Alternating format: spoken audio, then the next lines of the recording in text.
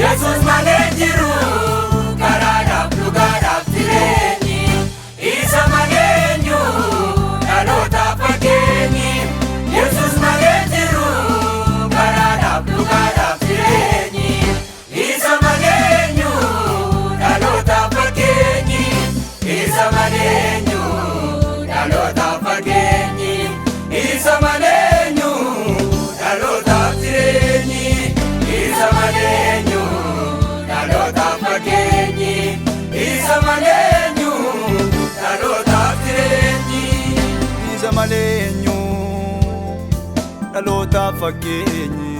fakkeenyi.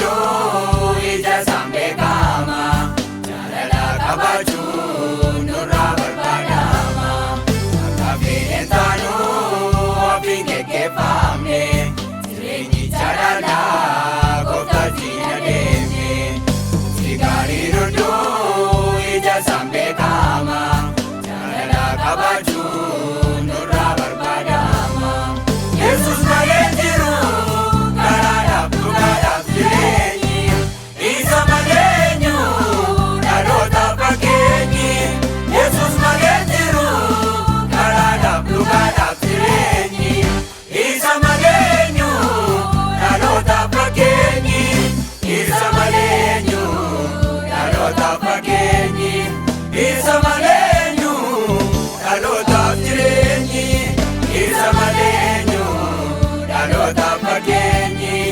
Isa maleenyu dhalootaaf jireenyi.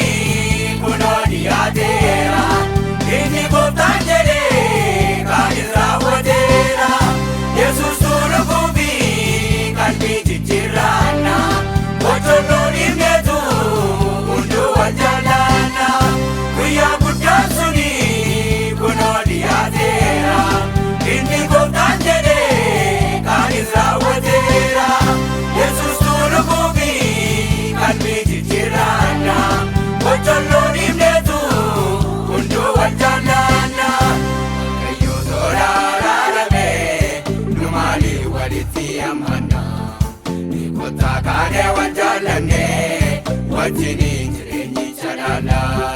Waaqayyo tola araarame nu maaliif walitti hammana? Kottaa kaanee wal jaallanne wajjiniin jireenyicha dhaala.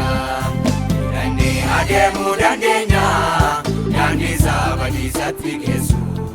Marichi har'a yoo mijatee maal godhaa dhuma nu milkeessu. Filannee adeemuu dandeenya daandii isaa badiisatti geessu. Marichi har'a yoo mijatee maal godhaa dhuma nu milkeessu. Yesuus malee jiru karaadhaaf dhugaadhaaf jireenyi. Isa malee eenyu dhalootaaf fakkeenyi.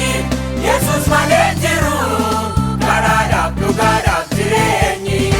Isa malee eenyu dhalootaaf fakkeenyi. Isa malee eenyu dhalootaaf fakkeenyi. Isa malee eenyu dhalootaaf jireenyi. Isa malee eenyu dhalootaaf fakkeenyi. Isa malee eenyu dhalootaaf jireenyi.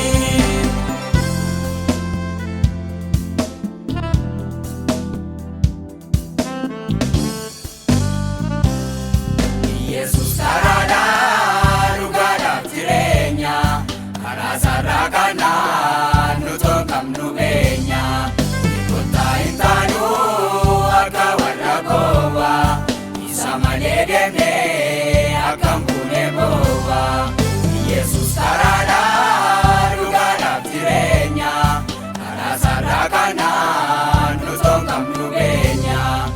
Kottaa hin taanu akka warra gowwaa. Isa malee deemnee akkam buune bowwaa. Yesuus malee jiru karaadhaaf dhugaadhaaf jireenyi.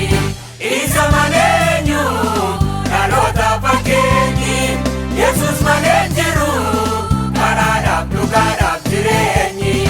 Isa malee eenyu dhalootaaf fakkeenyi. Isa malee eenyu dhalootaaf fakkeenyi. Isa malee eenyu dhalootaaf jireenyi. Isa malee eenyu dhalootaaf fakkeenyi. Isa malee eenyu dhalootaaf jireenyi.